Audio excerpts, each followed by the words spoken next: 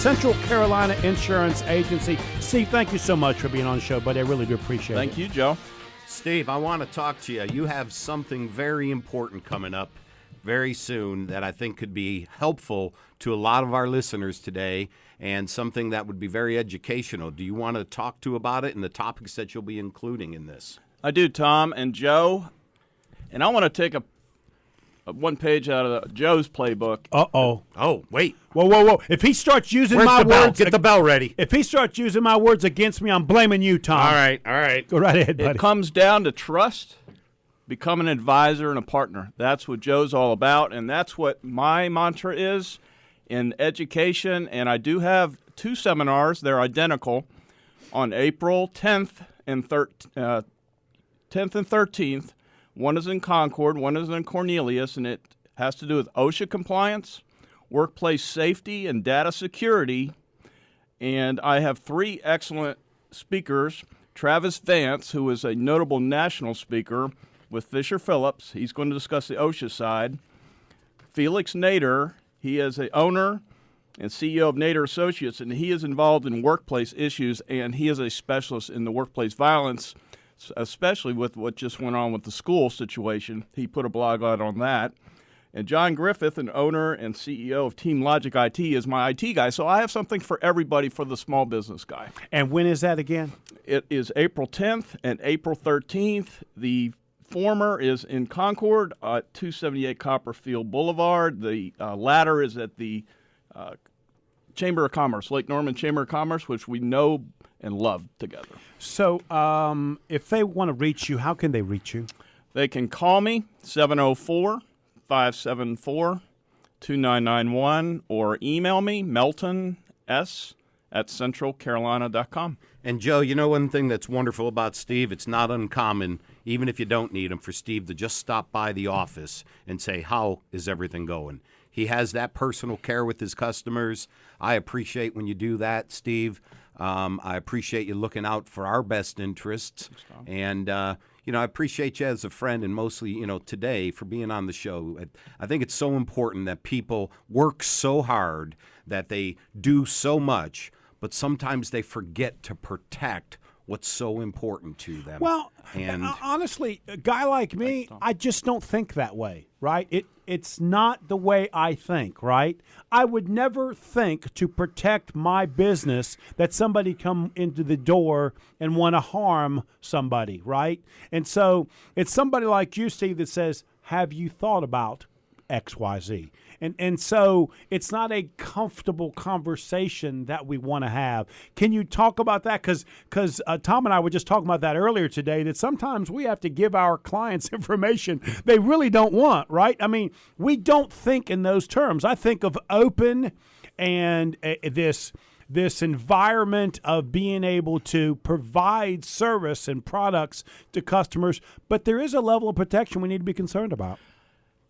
Yeah, Joe, I don't like to be the bad guy, and that's unfortunately where you have to be sometimes. You got to throw some cold water out there, and the end game strategy, I've heard you talk about it. I've seen it on your website.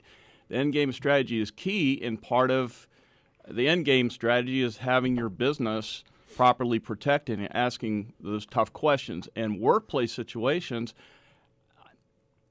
they don't happen a lot, but I did have one client. He was a garage guy. He had one of his mechanics got in a fight with another mechanic. Now, that mechanic spurred on the other guy, and it caused problems. So we had to address that issue, and he did not have a policy procedure with it. So he calls me on, what do I do, Steve? What's going to happen to me? Am I going to be sued? These are the kind of hard questions you got to ask people. I do go through these on a delicate basis, but it really comes down to peeling away the onion, Joe. Well, and also what happens is regulations change, information changes, right? So as this is happening, I'm running my business. I'm not thinking about what the government just changed or the regulations, and those are something you can keep us on top of. I try to keep you on point. That's not my expertise. As I indicated earlier, I'm an orchestrator, so I will bring in the HR professional. If you don't have a competent HR professional, I may bring in Deanna Arnold or somebody like her who has her own business. She may pipe in the Employers Association for her information, but I'm not going to I have the insurance specialty, but I am going to bring in the right people. Now, they may have a competent HR professional, competent CFO or whatever, and it just really comes down to talking together and orchestrating and developing some more symbiotic relationship between those people. Can you talk a little bit about what some of the main interests or concerns are that your clients seem to have? They seem to keep popping up. But one of the biggest things he that smiles pops up, as I ask him that question, Tom. You know, Must be one of those hard things to discuss. health insurance. It's killing people. Yeah, it is. It's killing people. That's probably their biggest concern because it's squeezing them. And do I have the answers? Not necessarily. All I can do is advise how to develop more wellness programs and bring in the right people to do that. It is carving down revenues. Workers' compensation insurance can be extremely expensive in workplace issues. From the standpoint, it could be a trip and fall. It could be some guy sitting on the truck that steps off and hurts his back and it hurts you for 3 years. Those kind of things people are concerned about. It's more health and accident-related kind of things. You know, the other thing that seems to be popping up for me in small business, we're trying to do the whole 1099, right? But then workers' comp is creating this challenge for us. And matter of fact, I had a client just the other day that was accused of putting some people on 1099, and in fact, they should have been employees. And those challenges, we need somebody like you to be able to help us discern where should I be, where is my protection, and this kind of stuff. I agree. You run into the 1099 trap on a daily basis. You've got to make sure if you're going to hire a 1099 worker, they've got their own policy. The wage hour issues are extreme. If you have 3 or more employees in a group and in a sub-S corporation, that's going to be the owner included, although they can exclude themselves for workers' comp. That you have brought up a fantastic point, is something that is a hard thing to talk about with people because it costs them money, but it's going to insulate them from a lawsuit, Joe. And that really is the challenge that we have, right?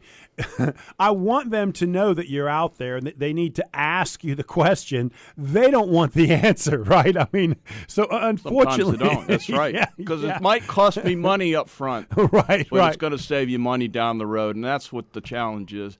Cutting down the noise with the small business guy where they get calls from everybody, it is hard to filter and find the right guy. I mean, for instance, in my client, he was being, by the insurance, he was being sued for over $100,000 because they felt like he should have had workers' comp, and he didn't. I mean, it really is, it is worth the time and energy to slow down, ask you the right questions. At least they can know what it is you think, and from there, they can then start making some decisions. Absolutely. Now, they may already have a trusted financial advisor that they work with.